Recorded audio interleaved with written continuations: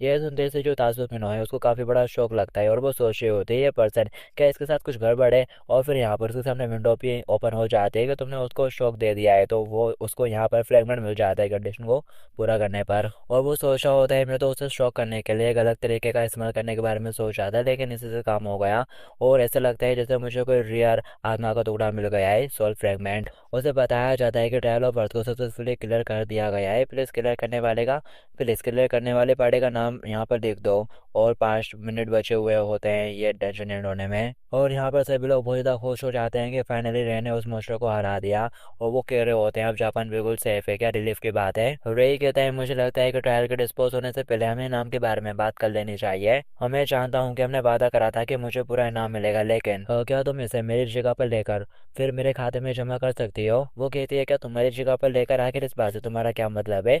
और वो कहता है इसका मतलब ये है कि मैं तुमको क्रेडिट देना चाहता हूँ, मुझे यकीन है और मुझे लगता है कि ये उस चीज़ से बेहतर है कि किसी अननोन प्लेयर ने स्टेशन को क्लियर कर दिया। और वैसे भी अगर ये रिपोर्ट की गई कि तुम जैसी बड़ी गिल्ड ने इसको हराया है तो प्रोबेबली वो नेक्स्ट ट्रायल का रिवॉर्ड भी इंक्रीज कर देंगे। और वो सोच रहा होता है मेरे को ये मेक श्योर करने की ज़रूरत है कि मेरे बारे में इंफॉर्मेशन पूरे में ना फैल जाए, और अगर मैं ऐसा नहीं करूंगा तो पर्दे के पीछे रहकर पैसे कमाना बहुत ज़्यादा मुश्किल हो जाएगा मेरे लिए। तास्तु क्यों कहती है कि इसका रीज़न मैं नहीं है और एक गिल्ड मास्टर के तौर पर मैं तुम्हारी बहुत ज़्यादा आभारी हूँ, लेकिन क्रेडिट देना ये कुछ ऐसी चीज़ है जो मैं नहीं कर सकती। रे कहता है मैं तुमसे कह रहा हूँ ना, इससे मेरे को कोई भी परेशानी नहीं है, चलो ऐसा कर लेते हैं। तुम ऐसा बता देना कि विंग्स ऑफ जेनिस ने मेरे को 1 बिलियन देकर काम पर रखा था।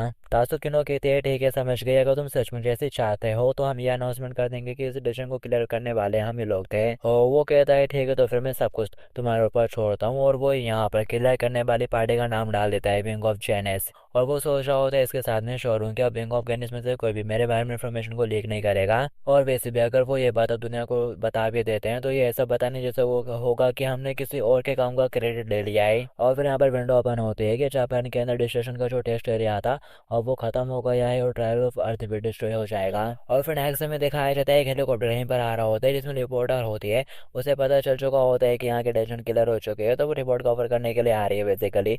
और फिर तभी यहाँ पर जो लोग अंदर होते हैं ऊपर एक पोर्टल खुल जाता है और सभी लोगों को डंजन से बाहर भेजना शुरू कर देता है सिस्टम, और बोल रहा होता है कि तुम लोगों ने ट्रायल ऑफ अर्थ को जीत लिया है और सभी प्लेयर्स को बाहर सरफेस पे भेजा जा रहा है। और फिर वो सभी को बाहर निकाल देता है, वो सही सलामत नीचे लैंड करते हैं और खुश होते हुए एक दूसरे से गले लगने लगते हैं कि फाइनली हम लोग बाहर आ गए और सूरज को देखने का मौका मिल गया हम लोगों को।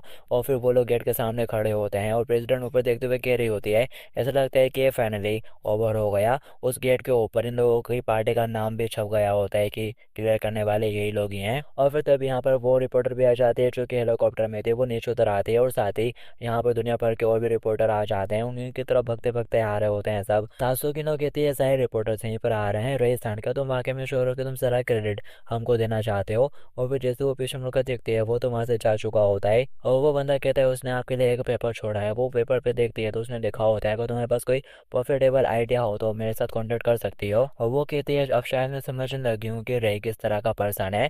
और फिर तब यहाँ पर रिपोर्टर्स आते हैं और उसके ऊपर सवालों की बौछार कर देते हैं। उसके साथ ही लोग रिपोर्टर्स को रोकना शुरू कर देते हैं और कह रहे होते हैं सब लोग शांत हो जाओ। तासुकिनो कहते हैं इट्स ऑल राइट, और साथ ही वो हल्का सा खांसते हुए सभी लोगों के सामने आती है और बोलती है "अरे जापान के लोगों को मुझे कुछ अनाउंस करना है, हमें वो लोग हैं, हमें वो पार्टी है जिन्होंने इस टेंशन को क्लियर करा है। हालांकि ये सब कुछ हमारे अकेले के एफर्ट से नहीं हुआ है, अगर सभी लोग हेल्प नहीं करते तो शायद ये पॉसिबल नहीं हो पाता। और फिर हमें रे का सीन दिखाया जाता है, उसके लोग उसको लेने के लिए आ गए होते हैं। वो बेसिकली पहाड़ी के नीचे होता है, अपने काम में बैठने वाला होता है और वो कैमरे पर होती है और कह रही होती है इस मूवमेंट का फ़ायदा उठाते हुए मैं सभी लोगों को ग्रेटिट्यूड एक्सप्रेस करना चाहती हूँ। और वो झुकती है कैमरे के सामने और कह रही होती है तुम सभी लोगों का बहुत बहुत शुक्रिया। ये सुनते से वो लोग कह रहे होते हैं कि ज़्यादा हम्बल है, तो ये है wings of the Ganis strongest guild की लीडर। रे भी बैठा हुआ गाड़ी में जा रहा होता है और कह रहा होता है ऐसा लगता है कि तात्सुकिनो सब अच्छे से कर रही है, और सोच रहा होता है हमें अच्छा खासा मुनाफा कमा सकता हूँ अगर सभी लोगों का ध्यान मेरे ऊपर आ जाए और मैं उस पोजीशन में आ जाऊँ। लेकिन मैं नहीं चाहता कि मीडिया मेरा हर जगह पीछा करे, मुझे हाउंड करे। इसलिए मुझे लगता है कि मेरे पास ये एक ऑप्शन है, मुझे एक ऐसा चेहरा तैयार करना होगा जिसका मैं अपनी जगह पर इस्तेमाल कर सकूं। और वो लोग वहाँ से चले जाते हैं और फिर ये खबर पूरी दुनिया भर में फैलना शुरू हो जाती है कि किस तरह से तात्सुकिनो और उसके गिल्ड ने सारे टेंशन को क्लियर कर लिया है और अब जापान यूनाइटेड स्टेट के बाद सेकंड कंट्री बन चुका है जिसने इस ट्रायल को क्लियर करा। और ये न्यूज़ कुछ लोग सुन रहे होते हैं एक बड़ी सी टीवी के ऊपर, और वो लोग शायद बिल्कुल भी खुश नज़र नहीं आ रहे होते ये सुनने के बाद। और फिर इसके बाद हमें रे की बिल्डिंग का सीन दिखाया जाता है जिसके सामने अब एक पोस्टर चिपका दिया होता है और उसका नाम गोल्ड फर्म बताया जा रहा होता है। मतलब कि बेसिकली रे ने अपनी गिल्ड शुरू कर दी है और वो बेटा हुआ देख रहा होता है 1 मिलियन को और बोल रहा होता है मेरे 1 बिलियन। और लोग उसकी बात सुन लेते हैं। एक बंदा कह रहा होता है फुसफुसाते हुए क्या उसने अभी 1 बिलियन कहा। दूसरा कहता है सबने मत देखो, अपन लोगों को उनमें से बिल्कुल भी कुछ भी नहीं मिलने वाला है और हमें ये काम करने के लिए भी मजबूर किया जा रहा है, जो कि मुझे तो बिल्कुल ही समझ में नहीं आता। एक बंदा कहता है आखिर हम ये क्या बना रहे हैं। दूसरा कहता है इसके बारे में ज़्यादा सोचने की ज़रूरत नहीं है, आफ्टर ऑल प्रेसिडेंट रेई हमें नहीं, मेरा मतलब कलर का रेई सामाउन का ऑर्डर एब्सोल्यूट है। रेई कहता है वैसे रूबी का गिल्ड ऑलरेडी एस्टेब्लिश हो गई है। रूबी कहती है हाँ हमारी एप्लीकेशन को अप्रूव कर दिया गया है। और क्या वाकई में मेरे गिल्ड मास्टर बनना ठीक रहेगा। यहाँ पर रे ने रूबी को अपने गिल्ड का मास्टर बना दिया होता है और उनके गिल्ड का नाम गोल्ड फार्म रखा है और यहाँ के गिल्ड मास्टर रूबी होगी। रे उसे कहता है ओनली बस वो प्लेयर जो कि बी रैंक पर है या फिर उससे ज़्यादा हायर है वो ही गिल्ड को एस्टेब्लिश कर सकता है और मैं तो बस एक ई रैंक का हूँ तो मैं शुरू कर ही नहीं सकता। रे उसे कहता है ओनली बस वो प्लेयर जो कि बी रैंक पर है या फिर उससे ज़्यादा हायर है वो ही गिल्ड को एस्टेब्लिश कर सकता है और मैं तो बस एक ई रैंक का हूँ तो मैं शुरू कर ही नहीं सकता। रूबी कहती है लेकिन क्या यहाँ पर ऐसे लोग नहीं है जो कि इसके लिए मुझसे ज़्यादा सुटेबल होंगे। और वो कहता है मैंने सब कुछ सोचने के बाद ही ये डिसीजन लिया है। और वो कह रहा होता है जो इन्फॉर्मेशन मैंने लोगों को दी थी उसके हिसाब से उन लोगों ने लेवल अप कर लिया है। मेरे सभी पैसे कमाने वाले उनमें से ज़्यादातर लोग अब बी रैंक या फिर उससे हाई पर पहुंच चुके हैं, लेकिन उनमें से कुछ लोग उतना नहीं कर पाते जितना दूसरे कर लेते हैं। और जो रूबी है वो कम से कम में से प्लेस के लिए सुटेबल है, उसकी पर्सनैलिटी अच्छी है और रूबी की पर्सनैलिटी उसे इसके लिए सबसे ज़्यादा सुटेबल बनाती है और साथ ही वो तेज तर्रार और सभी के साथ मिलजुल कर भी रहती है और वो हमारे गिल्ड का चेहरा बनने के लिए एकदम परफेक्ट है। तभी एक बंदा मोबाइल दिखाते हुए कहता है देखो वो सब लोग इंटरनेट के ऊपर ऑलरेडी ट्रेंड कर रहे हैं, उनके बारे में न्यूज़ें चल रही होती हैं पूरे इंटरनेट के ऊपर, वो वायरल जा रहे होते हैं। और यही कहता है यहाँ पर तुम सभी लोग लगभग बी रैंक पर हो और इसमें मेरे को एक कलर को बनाना है, क्या सही चॉइस नहीं है। वो बंदा कहता है लेकिन फिर भी आखिर आपने एक गिल्ड स्टार्ट करने के बारे में क्यों सोचा, क्या आप अपने अकेले की पावर के साथ बहुत सारे पैसे नहीं कमा सकते। और यही कहता है मेरे गोल्स में से एक ट्रायल्स को क्लियर करना भी है। इस समय पूरी दुनिया लार्ज स्केल पर ट्रायल्स का सामना कर रही है। कुछ ट्रायल्स कंट्रीज को इफेक्ट करते हैं तो कुछ ट्रायल्स कॉन्टिनेंट को, लेकिन साथ ही ऐसे कुछ स्मॉल स्केल ट्रायल्स भी हैं जो कि छोटे छोटे एरिया को इफेक्ट करते हैं जैसे कि टाउन सिटी एक्सेट्रा। और इसमें कंट्री ये ट्रायल्स को फिनिश करने का काम उन्हीं लोगों को देगी जिसको वो रिकॉग्नाइज करती है जैसे कि गिल्ड। वो कहता है मेरे को इसके बारे में नहीं पता था, तभी रेम में आ जाती है और कह रही होती है देखने से ऐसा लगता है कि हम थोड़े और ज़्यादा स्मार्टर हो गए को किसान। और फिर साथ ही वो कह रही होती है वैसे रही मेरे पास एक लिस्ट है जिसमें लो डिफिकल्टी वाले ट्रायल्स हैं लेकिन उनमें रिवॉर्ड काफ़ी हाई है। तभी वो एक पेपर दिखाते हुए कहता है नहीं पहले आप लोग इस ट्रायल को लेंगे। वो पूछती है आखिर किस तरह का ट्रायल है और फिर वो देखते हैं उस वाले ट्रायल के ऊपर 5 मिलियन येन का रिवॉर्ड मिल रहा होता है। और वो कह रही होती है लेकिन यहाँ पर तो इससे भी अच्छे ट्रायल्स है जिससे हम डिफिकल्टी लेवल के साथ। और वो बंदा भी फुसफुसाते हुए कह रहा होता है और वो पैसों का भूखा प्राइस के बारे में परवाह नहीं कर रहा है, क्या उसने कहीं से उठाकर कचड़ा खा लिया है या उसके दिमाग में कुछ हो गया है। तभी वाला बंदा कहता है तू जानता है ना अगर उसने ये बात सुन ली तो वो तेरे को मार डालेगा। और रूबी कहती है लेकिन अब जब कि आपकी नजर इस वाले ट्रायल के ऊपर पड़ गई है तो मुझे लगता है कि इसके अंदर जरूर कुछ स्पेशल होगा। रे कहता है एग्जैक्टली, मैं ऑर्डर को बिल्कुल भी मिस करो और मानते रहो। वो कहती है समझ गई। और फिर नेक्स्ट में दिखाया जाता है जो रे रहता है वो गाड़ी में बैठा हुआ जा रहा होता है। रूबी उसको कॉल करके बताती है कि हमारी उस मिशन को लेने वाली जो रिक्वेस्ट थी वो एक्सेप्ट कर ली गई है सक्सेसफुली और रिवॉर्ड का अमाउंट 5.4 मिलियन येन है। वो कहता है बहुत अच्छा, तुमने काफी अच्छा काम करा, हम लगभग 30 मिनट के अंदर ट्रायल पर पहुंच जाएंगे। और फिर तभी उसका दूसरा फोन रिंग होने लगता है, उसके किसी बंदे का कॉल होता है। वो कह रहा होता है मैं ट्रायल के ऊपर नजर रखो हुआ था लेकिन कुछ सस्पिशियस लोग अभी अभी उसके अंदर घुसे हैं। वो पूछता है कितने लोग थे, वो बताता है 5 लोग। वो कह रहा होता है कि उन लोगों ने मेरे को तो नोटिस नहीं करा। वो कहता है नहीं लगता तो नहीं। वो बोलता है समझ गया, बाकी सब कुछ मेरे ऊपर छोड़ दो और उस एरिया से चले जाओ। और वो सोच रहा होता है अनऑथराइज तरीके से ट्रायल के अंदर कोई घुस गया है, ऐसा लगता है कि वो कोई मामूली लोग नहीं होंगे। अब टाइम आ चुका है मेरे चेहरे को छुपाने का और वो यहाँ पर एक मास्क क्रिएट करने की कोशिश करता है और बता रहा होता है कि मैं यहाँ पर फ्रेगमेंट का इस्तेमाल करने वाला हूँ जो कि मैंने तासुकिनो से सुन लिया था।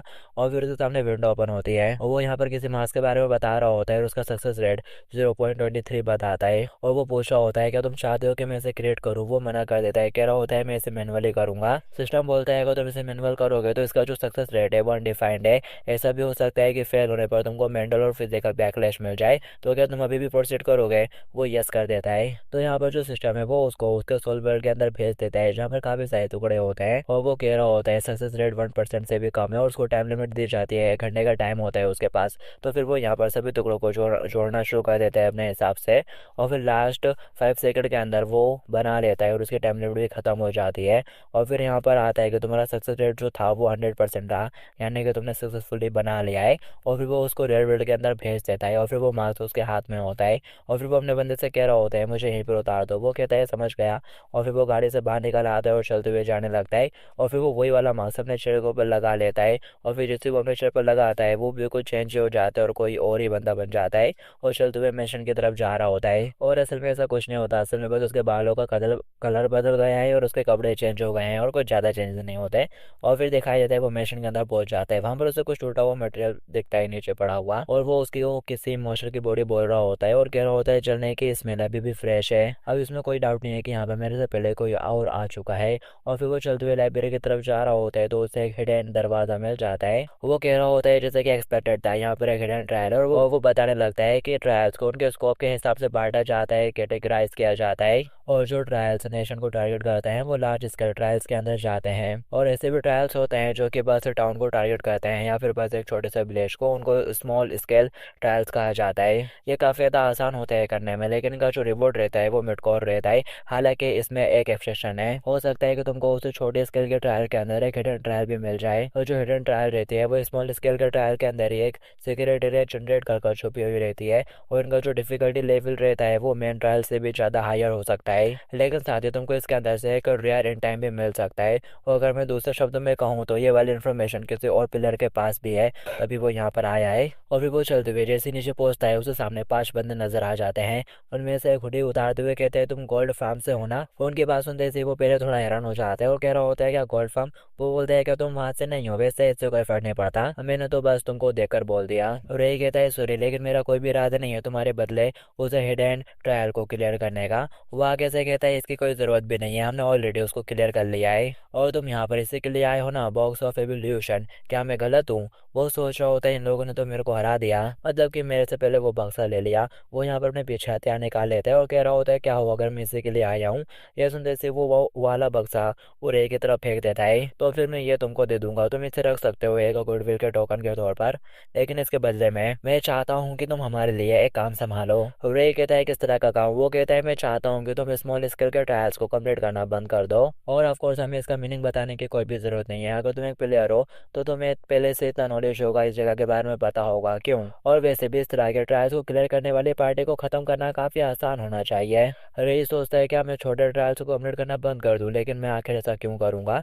और वो कहता है क्या बस इतना ही और तुम लोग डार्क गेट से हो ना। उनमें से एक बंदा कहता है क्या तुम भी आर्टिजना जैसा कुछ करने का प्लान कर रहे हो। ये सुनते से वो बताता है लगभग 2 हफ्ते पहले आर्टिजना के शहर में से एक मेडोजा, वहाँ पर एक इसी ट्रायल को क्लियर करने में भी नाकामी हो गई थी, वो उसमें फेल रहे और ये प्रॉब्लम कुछ हफ्ते पहले भी हुई थी। और मेडुसा के अंदर जो कंपनियां अब बेच रही उनकी शॉर्ट सेलिंग के ऊपर इसका काफी बड़ा इम्पैक्ट पड़ा था। ऐसा लग रहा था जैसे कि किसी ने पहले प्रिडिक्ट कर लिया था कि मेडुसा का पतन होने वाला है और अफवाह ऐसे देखे सबके पीछे का कल्प्रेट डार्क गिल्ड में से कोई एक है। लेकिन आखिर किसी ने सोचा था क्या वो लोग जापान को भी टारगेट करेंगे। वो बंदा कहता है इस रिक्वेस्ट के पीछे का रीजन मैं तुम्हारी इमेजिनेशन के ऊपर छोड़ देता हूँ, तुम जो चाहे वो समझो, लेकिन बताओ क्या तुम इसे एक्सेप्ट करोगे या नहीं। वो साफ मना कर देता है और कह रहा होता है पैसा कमाने के स्कीम के तौर पर ये काफी आकर्षक है, लेकिन अगर मुझे कोई शहर डिस्ट्रॉय करना पड़े तो मैं उसे खुद ही बेच दूंगा और ये उससे भी ज्यादा प्रॉफिटेबल होगा। ये सुनते से वो बंदा हाथ आगे करते हुए कहता है कि अफसोस की बात है, प्लीज मेरे को वो बक्सा वापस कर दो और अब हम तुमसे इसका इंटरेस्ट भी कलेक्ट करेंगे। वो कहता है क्या इंटरेस्ट। वो कहता है हाँ,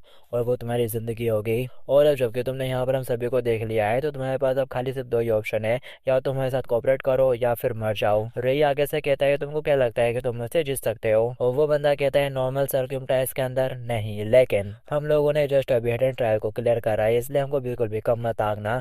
हम तुमको दिखा देंगे कि प्लेयर्स के स्किल्स डार्क गिल्ड के सामने एकदम यूजलेस है। वो लोग सारे इंजेक्शंस को अपनी बॉडी के अंदर लगा लेते हैं और वहीं पर फेंक देते हैं और साथ ही तड़पना शुरू कर देते हैं। और फिर उनमें से एक बंदा हंसते हुए रे की तरफ देखता है, रे भी उनको देख रहा होता है, वो उनके पड़े हुए इंजेक्शंस की तरफ देखता है और सोच रहा होता है मेरे को तो इनकी बॉडीज के अंदर कोई भी चेंज महसूस ही नहीं हो रहा है, ऐसे लगता है कि इस डब्बे में कुछ है। और फिर तभी उनमें से एक बंदा अपनी जेब के अंदर हाथ डालकर रिमोट के एक बटन दबा देता है जिससे कि वो बक्सा ब्लास्ट हो जाता है और ये लोग जोर जोर से हंसना शुरू कर देते हैं और वो बंदा कह रहा होता है तुम तो इतने आसान से ट्रैप में फंस गए। प्लेयर्स को हैंडल करना वाकई में काफ़ी आसान होता है जस्ट बिकॉज वो लोग गेम की तरह फाइट करते हैं तो वो लोग ये भी अज्यूम करते हैं कि सामने वाला प्लेयर भी उनके साथ उनके अपोनेंट की तरह ही बिहेव करेगा। हम लोगों ने तो बस तुम्हारा ध्यान हमारी बॉडी के ऊपर डाला था कि तुम्हारा ध्यान उस छोटे से बक्से से दूर हो जाए और ये तो वाकई में स्ट्रम की बात है, मुझे तो एक भौरा भी नहीं मिला। लेकिन चलो हम लोग तुम्हारी डेड बॉडी का ही अच्छे से यूज़ कर लेंगे। लेकिन जैसे धुआं हटता है वो देखकर शौक हो जाता है, वहाँ पर रे की बॉडी होते ही नहीं है, बस खाली बक्सा पड़ा हुआ रहता है।